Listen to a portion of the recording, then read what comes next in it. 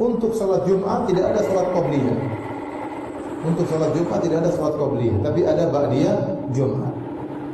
Dan diriwayatkan dari Nabi SAW, Rasulullah SAW pernah salat ba'diyah Jumat 2 rakaat, pernah juga 4 rakaat.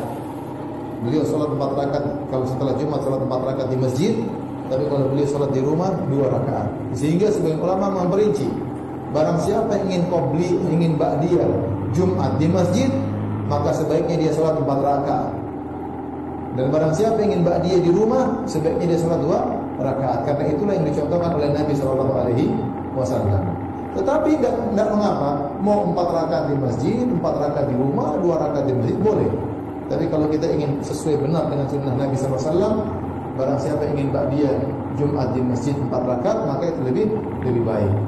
Jarang orang yang melakukan. Kebanyakan orang ba'diyah Jumat salatnya berapa rakaat? 2. Kebanyakannya 2 rakaat. Namun ini sunnah Nabi SAW. Kalau beliau salat ba'diyah Jumat di masjid, dia salatnya 4 rakaat.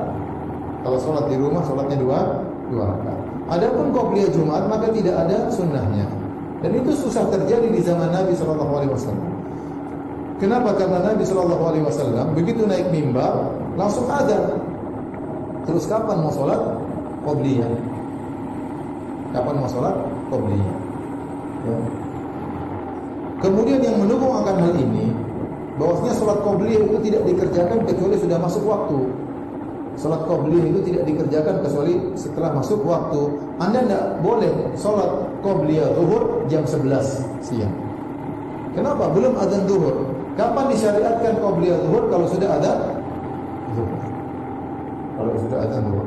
Dalam hadis ini dia tadi kata Hafsah, kana yusalli sajdataini khafifataini ba'da mata yatlu'ul fajr. Rasulullah SAW salat qabliyah subuh dengan 2 rakaat yang ringan kapan? Setelah terbit fajar. Maka tidak boleh seorang salat qabliyah subuh sebelum azan subuh, tidak boleh. Tetapi salat qabliyah subuh dikerjakan setelah azan subuh. Demikian juga salat qabliyah zuhur dikerjakan setelah azan zuhur. Nah, hal ini menunjukkan tidak ada qabliyah Jumat.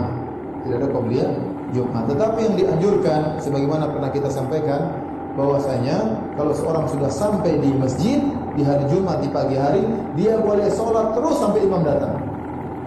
Dan pendapat yang lebih kuat, tidak ada waktu terlarang. Kalau di hari-hari lain 10 menit sebelum zuhur tidak boleh sholat sunnah, karena itu waktu terlarang. Tapi untuk khusus sholat Jumat, kata para ulama, lanjut aja nggak masalah sampai imamnya datang. Namun itu tidak dinamakan dengan sholat apa? Qabliyah. Itu namanya sholatul intizar.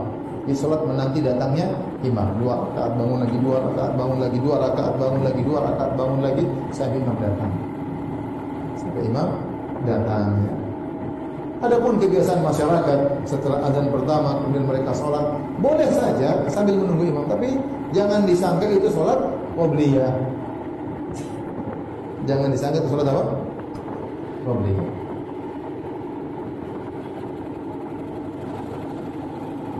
Boleh sholat terus sampai imam datang. Apalagi di zaman Utsman bin Affan tatkala dibuat 2 kali azan pertama, azan kedua. Azan pertama jauh dengan jarak azan kedua jauh jaraknya.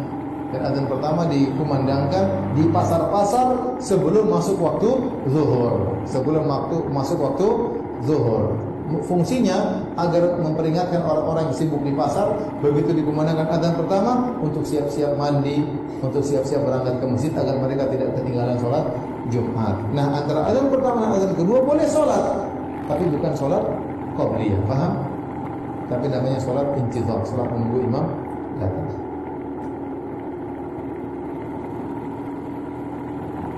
Untuk sholat Jumat tidak ada sholat qabliyah. Untuk sholat Jumat tidak ada sholat qabliyah, tapi ada ba'diyah Jumat. Dan diriwayatkan dari Nabi SAW, Rasulullah SAW pernah sholat ba'diyah Jumat 2 rakaat, pernah juga 4 rakaat. Beliau sholat 4 rakaat kalau setelah Jumat, sholat 4 rakaat di masjid, tapi kalau beliau sholat di rumah 2 rakaat. Sehingga sebagian ulama memperinci, barang siapa yang ingin qabli, ingin ba'diyah Jumat di masjid, maka sebaiknya dia sholat 4 rakaat. Dan barang siapa yang ingin ba'diyah di rumah, sebaiknya dia sholat 2 rakaat. Karena itulah yang dicontohkan oleh Nabi SAW. Tetapi tidak mengapa, mau 4 rakaat di masjid, 4 rakaat di rumah, 2 rakaat di masjid, boleh. Tapi kalau kita ingin sesuai benar dengan sunnah Nabi SAW, barang siapa ingin ba'diyah Jumat di masjid 4 rakaat, maka itu lebih baik. Jarang orang yang melakukan. Kebanyakan orang ba'diyah Jumat salatnya berapa rakaat? 2. Kebanyakannya 2 rakaat. Namun ini sunnah Nabi SAW. Kalau beliau salat ba'diyah Jumat di masjid, beliau salatnya 4 rakaat. Kalau salat di rumah, salatnya 2 rakaat. Adapun qabliyah Jumat, maka tidak ada sunnahnya. Dan itu susah terjadi di zaman Nabi SAW. Kenapa? Karena Nabi SAW begitu naik mimbar langsung adzan. Terus kapan mau sholat qabliyah? Kapan mau sholat qabliyah? Ya. Kemudian yang mendukung akan hal ini, bahwasanya sholat qabliyah itu tidak dikerjakan kecuali sudah masuk waktu. Sholat qabliyah itu tidak dikerjakan kecuali setelah masuk waktu. Anda tidak.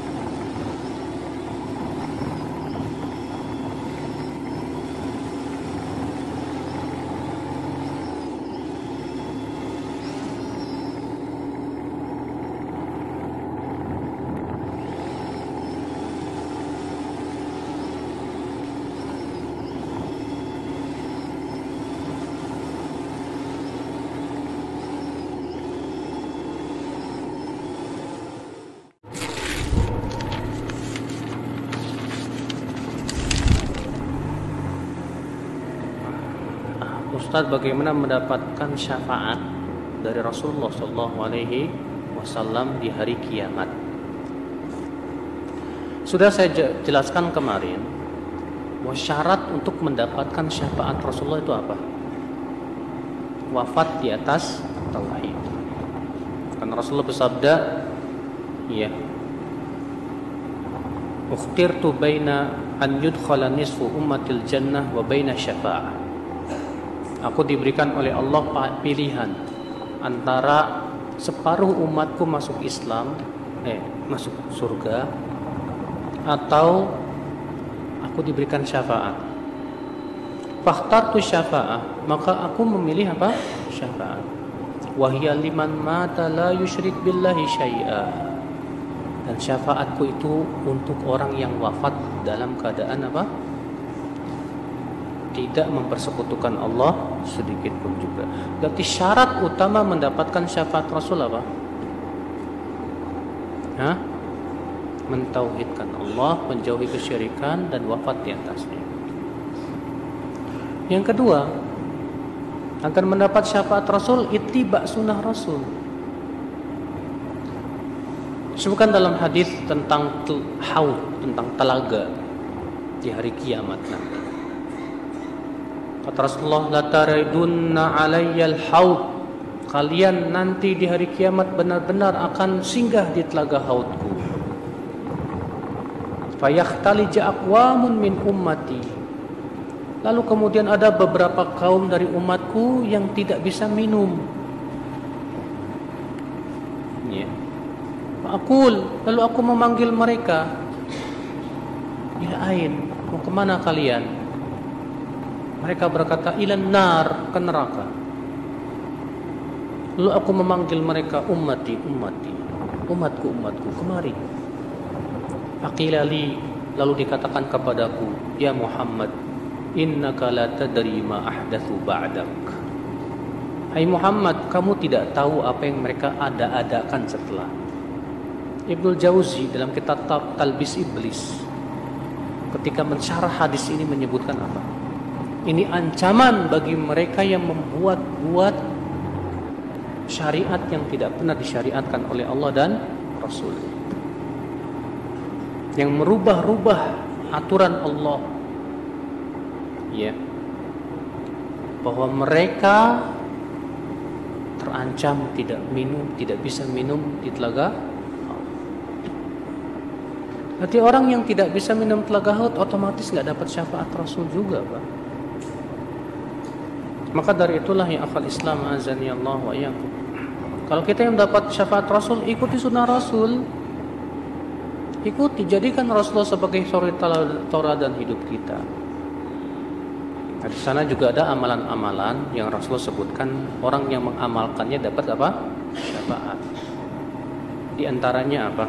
Menjawab azan. Ya, kata Rasulullah, "Faman sa'ala liyal wasilah halat lahu syafa'ati yaumal qiyamah." Siapa yang memintakan untuk wasilah, halal untuknya syafaatku pada hari kiamat. Ya. Nah, itu menjawab azan. Maka dari itu usahakan kalau ada azan kita jawab. Walaupun memang pendapat yang rajih dari pendapat para ulama, menjawab adzan itu hukumnya tidak wajib, hukumnya sunnah muakkadah saja. Adapun hadis yang mengatakan bahwa orang yang tidak menjawab adzan itu nanti mayatnya berat, ini dusta, Pak, atas nama Rasulullah SAW. Dan ini hadis baru muncul di zaman sekarang, Pak. Ya, dibuat orang-orang yang doyan buat hadis itu. Tujuannya sih bagus, ingin memotivasi orang untuk apa? Tapi caranya dengan berdusta. Kalau Bapak belajar dalam ilmu hadis, perawi pendusta yang paling berbahaya itu perawi yang soleh. Seperti Nuh bin Abi Maryam, Maisarah bin Abdi Rabbi, dua-duanya orang soleh, tapi karena bodoh dia mengira boleh berdusta atas nama Rasulullah untuk memberikan motivasi orang ibadah. Akhirnya dia yang bikin tuh keutamaan surat-surat Al-Quran per surat. Iya. Tapi setelah itu dia taubat. Setelah dia tahu nggak boleh, taubat. Kenapa berbahaya? Dan ini yang paling bahaya. Kenapa? Karena orang akan percaya sama orang soleh, Pak. Ini kok berjenggot, oh, orangnya soleh, sholatnya rajin, gak mungkin lah dia berdusta. Ya. Makanya kata para ulama, syarrul wadda'in ya qaumun salihun ya wada'u ala Rasulillah SAW. Seburuk-buruk orang yang membuat hadis Rasul itu orang-orang soleh yang bodoh, yang mereka membuat hadis demi untuk memberikan motivasi orang ibadah. Hati-hati ya.